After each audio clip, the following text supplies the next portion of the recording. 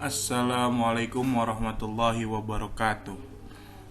Alhamdulillahirrabbilalamin. Wabihi nasta'in wa ala umuri dunya wadin.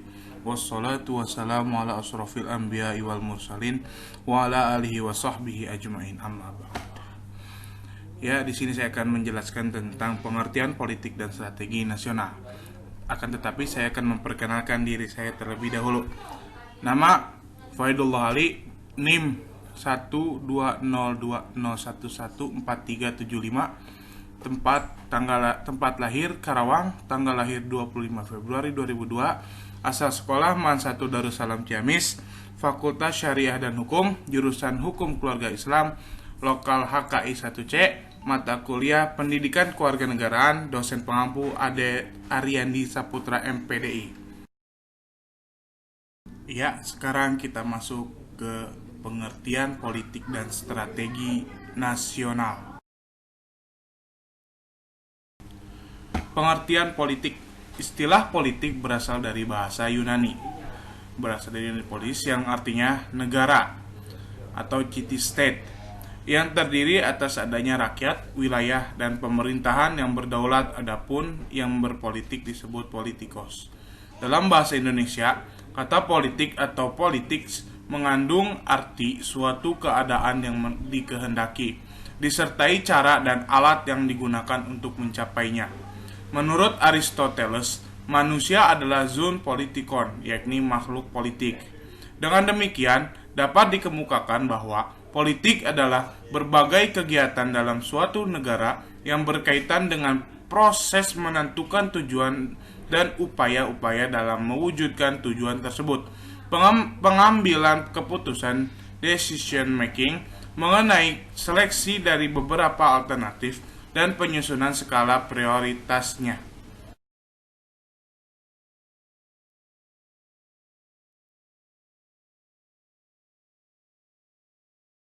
Setelah menjelaskan tentang pengertian politik, sekarang mari kita jelaskan pengertian strategi.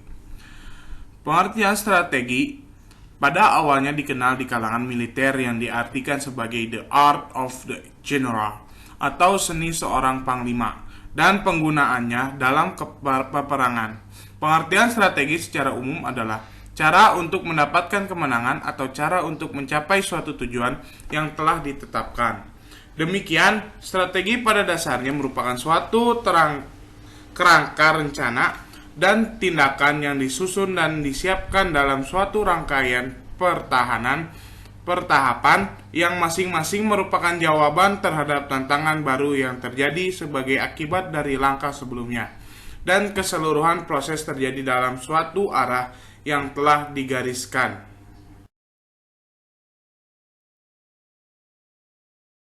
Nah, sekarang kita jelaskan lagi politik nasional dan strategi nasional. Politik nasional dengan mempertahankan pengertian politik seperti di atas dapat dirumuskan sebagai asas, haluan usaha, serta kebijaksanaan tindakan dari negara yang tentang pembinaan atau perencanaan, pengembangan, pemeliharaan, dan pengendalian, serta penggunaan potensi nasional untuk mencapai tujuan nasional. Strategi nasional adalah cara melaksanakan politik nasional dalam mencapai sasaran dan tujuan yang ditetapkan oleh politik nasional, yakni merupakan pelaksanaan dari kebijaksanaan nasional. Dengan melaksanakan politik nasional disusunlah strategi nasional seperti jangka pendek, jangka menengah, dan jangka panjang.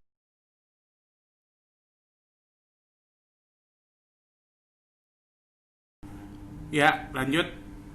Penyusunan politik dan strategi nasional.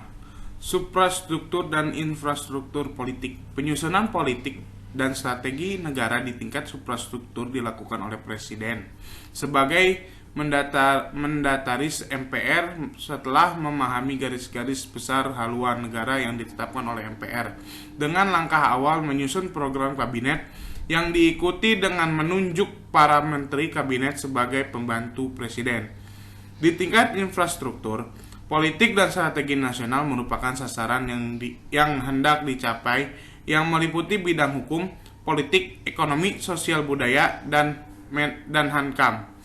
Masyarakat melalui peranata politik yang ada di era reformasi memiliki peranan yang penting, yaitu berupaya mengontrol jalannya politik dan strategi nasional yang telah ditetapkan oleh MPR maupun yang dilaksanakan oleh Presiden beserta penyelenggara negara lainnya.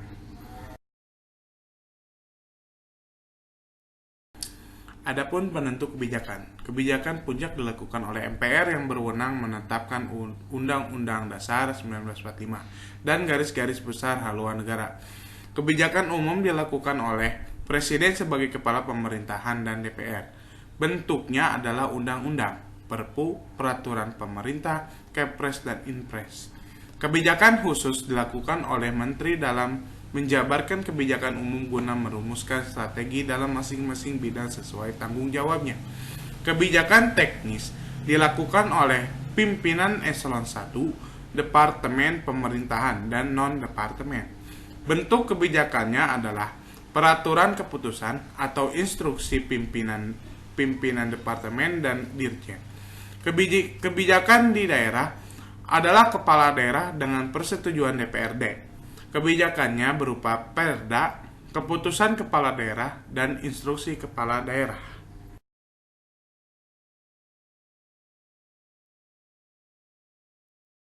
Oke, lanjut.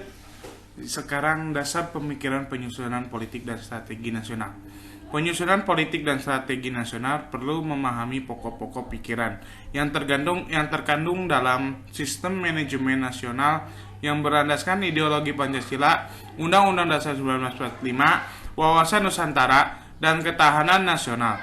Politik dan strategi nasional yang telah berlangsung selama ini disusun berdasarkan sistem kenegaraan menurut Undang-Undang Dasar 1945. Sejak tahun 1985 telah berkembang pendapat yang mengatakan bahwa jajaran pemerintah dan lembaga-lembaga yang tersebut dalam Undang-Undang 1945 merupakan suprastruktur politik. Lembaga-lembaga tersebut adalah MPR, DPR, Presiden, DPA, BPK, dan MA. Sedangkan badan-badan yang ada dalam masyarakat disebut sebagai infrastruktur politik, yang mencakup peranata politik yang ada dalam masyarakat seperti partai politik, organisasi kemasyarakatan, dan media massa, kelompok kepentingan interest group, dan kelompok penekan pressure group. Suprastruktur dan infrastruktur politik harus dapat bekerja sama dan memiliki kekuatan yang seimbang. Mekanisme penyusunan politik dan strategi nasional di tingkat suprastruktur politik diatur oleh Presiden atau mandataris MPR. Sedangkan proses penyusunan politik dan strategi nasional di tingkat suprastruktur politik dilakukan setelah Presiden menerima GBHN. Strategi nasional dilaksanakan oleh para menteri dan pimpinan lembaga pemerintah non-departemen berdasarkan petunjuk Presiden. Yang dilaksanakan oleh Presiden sesungguhnya merupakan politik dan strategi nasional yang bersifat pelaksanaan. Salah satu wujud pengaplikasian politik dan strategi nasional dalam pemerintah adalah sebagai berikut.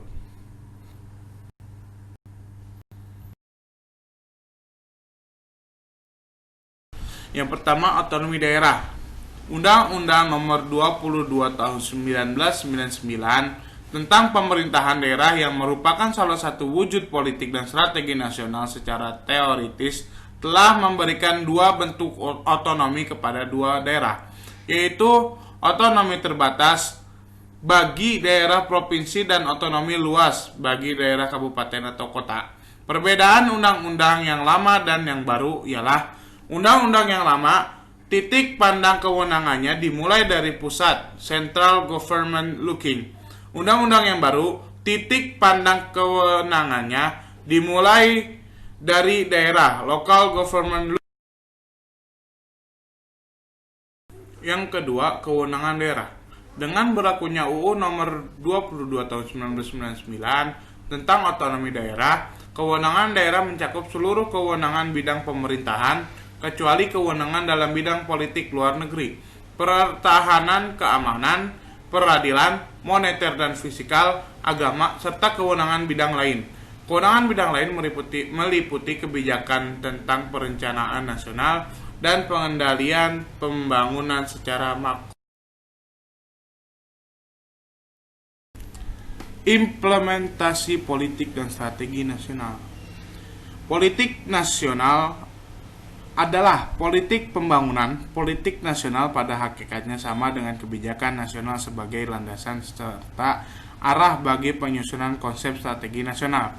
Dalam penyusunan politik nasional, hal-hal yang perlu diperhatikan secara garis besar adalah kebutuhan pokok nasional yang meliputi masalah kesejahteraan umum dan masalah keamanan dan pertahanan negara. Oleh karena upaya untuk mewujudkan kebutuhan pokok nasional yang juga pada hakikatnya merupakan cita-cita dan tujuan nasional dilakukan melalui pembangunan, maka politik nasional disebut politik pembangunan. Implementasi politik dan strategi nasional dalam bidang-bidang pembangunan nasional.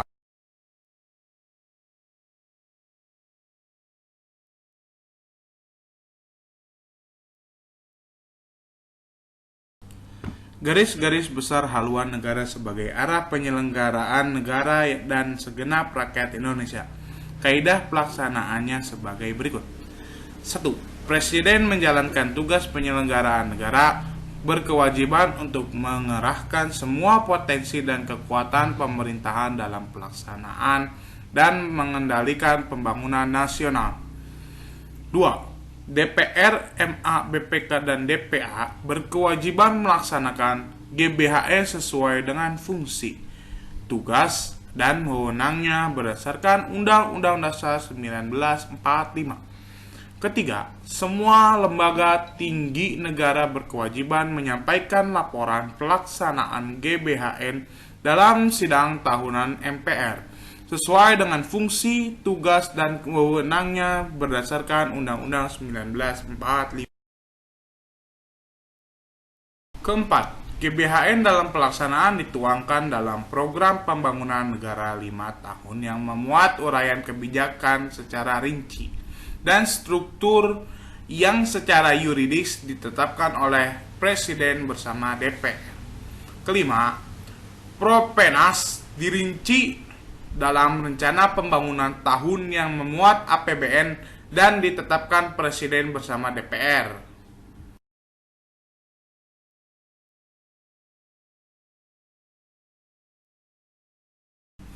Keberhasilan politik dan strategi nasional.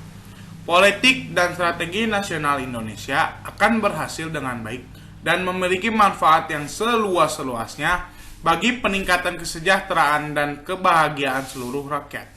Jikalau para warga negara, terutama para penyelenggara negara, memiliki moralitas, semangat, serta sikap mental yang mencerminkan kebaikan yang mana nantinya menjadi panutan bagi warganya, dengan demikian ketahanan nasional Indonesia akan terwujud, akan menumbuhkan kesadaran rakyat untuk bela negara, serta kesadaran nasionalisme yang tinggi namun bermoral, ketuhanan yang Maha Esa, serta kemanusiaan yang adil dan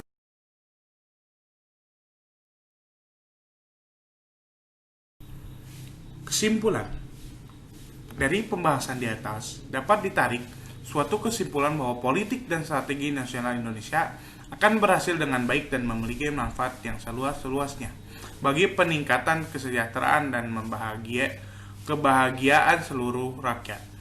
Jikalau para warga negara, terutama para penyelenggara negara, memiliki moralitas, semangat, serta sikap mental yang mencerminkan kebaikan yang mana nantinya menjadi panutan bagi warganya.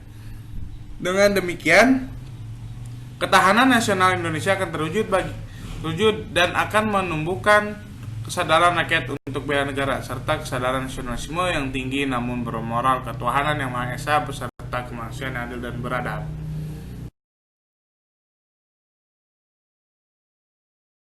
Saran dari pembahasan di atas, diharapkan Indonesia dapat melaksanakan politik dan strategi nasional sesuai dengan yang diharapkan oleh masyarakat Indonesia, agar kesatuan dan kesejahteraan bangsa Indonesia lebih terjamin dan dapat dirasakan oleh seluruh masyarakat Indonesia. Dan juga diharapkan para penyelenggara negara memiliki moralitas, semangat, serta sikap mental yang baik agar dapat menjadikan bangsa Indonesia lebih maju.